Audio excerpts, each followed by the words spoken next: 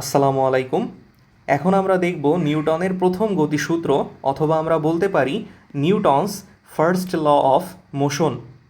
নিউটনের প্রথম গতিসূত্রে বলা হচ্ছে, কোনো বস্তুর উপর বাহ্যিক বল প্রয়োগ না হলে বস্তুটি যদি স্থির থাকে তবে স্থিরই থাকবে, এবং যদি গতিশীল থাকে তবে একই বেগে সরল রেখায় চলতে থাকবে।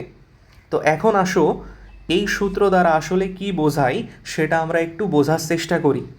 ধরো আমাদের কাছে এখানে একটা স্থির বস্তু আছে। স্থির বলতে কি বোঝাচ্ছি? স্থির বলতে বোঝাচ্ছি এই বস্তুটার কোনো বেগ নেই, অর্থাৎ বস্তুটা একটা জায়গাতেই স্থির অবস্থায় আছে। এখন আমি যদি এই বস্তুর উপর বাইরে থেকে কোনো বল প্রয়োগ না করি, এটা মনে করো ভূমি বা মাটি, তো আমি যদি বাইরে থেকে কোনো বল এই বস্তুর উপর না প্রয়োগ করি, তাহলে কিন্তু এই বস্তুটা সারা জীবন স্থির অবস্থাতেই থাকবে।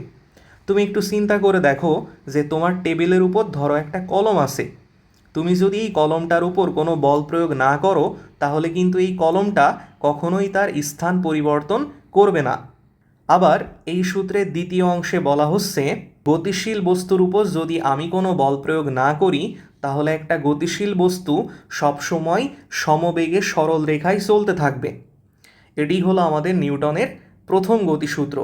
নিউটনের প্রথম গতিসূত্রকে আমরা জড়তার সূত্রও বলে থাকি। তাহলে নিউটনের প্রথম গতিসূত্রের আরেকটি নাম হলো জড়তার সূত্র। আমরা সহজভাবে বলতে পারি, বল না দিলে কোনো কিছুই আসলে পরিবর্তন হয় না। স্থির বস্তু স্থিরই থাকে, আর চলমান বস্তু একইভাবে চলতে থাকে। তাহলে আশা করি তোমরা এটা বুঝতে পেরেছো।